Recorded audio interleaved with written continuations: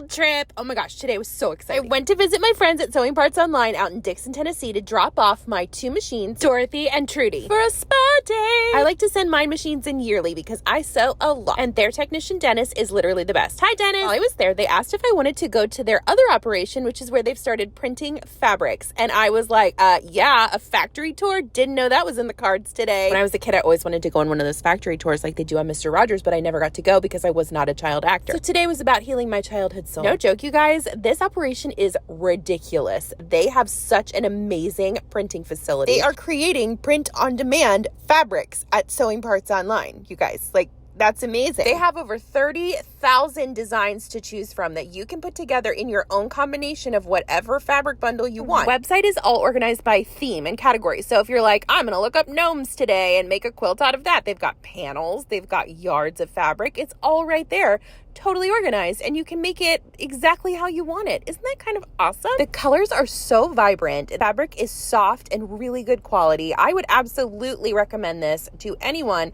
who wants a really individualized quilt. I'm telling you, go check out Sewing Parts Online for their beautiful fabric options. You won't regret it. Use code SheSewsSeams for 10% off. Like and follow for more.